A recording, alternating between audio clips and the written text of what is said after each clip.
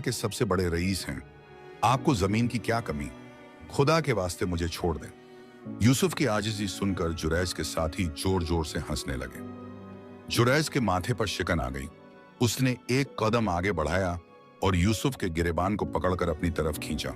दुकान में रखी हुई इतर की शीशियां हिलने लगी। जुरैज ने अपनी आंखें निकालते हुए कहा, अबे वो 2 कौड़ी के अत्तर बेचने वाले, तू मुझे सिखाएगा कि मुझे क्या करना चाहिए? तुझे लगता है तेरी ये फटी पुरानी दुकान मेरे गोदाम के रास्ते में रुकावट बनेगी और मैं चुप रहूंगा? मैं चाहता तो कब का तुझे यहां से उखाड़ कर फेंक देता, मगर मैं तुझे मौका दे रहा था।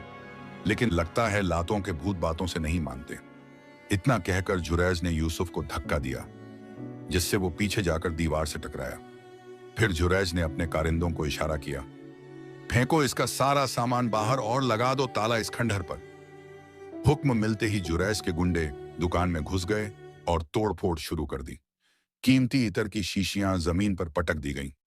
पुरानी लकड़ी की अलमारियां तोड़ दी गईं। पूरा बाजार तमाशबीन बना खड़ा था, मगर किसी में हिम्मत नहीं थी कि जुरैज के खिलाफ मुंह खोल सके। यूसुफ रोता हुआ कभी एक गुंडे के पैर पकड़ता तो कभी जुरैज के आगे हाथ जोड़ता। मलिक, ऐसा न करें, अल्लाह का खौफ खाएं, किसी गरीब की बद्दुआ न लें, मेरा सब कुछ बर्बाद हो जाएगा। मगर जुरैज के कान पर जूं तक न रेंगी। वो अपनी मूंछों को ताव हुए खड़ा तमाशा देखता रहा और कहता रहा, और चिल्ला, बुला अपने खुदा को, देखते हैं कौन आता है तुझे बचाने। आज के बाद ये जमीन मेरी है।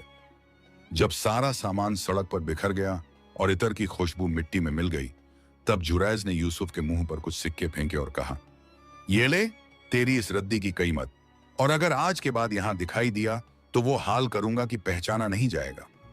यूसुफ जमीन पर बिखरी हुई कांच की किरचियों और अपने वालिद की मेहनत को बर्बाद होता देखकर टूट गया।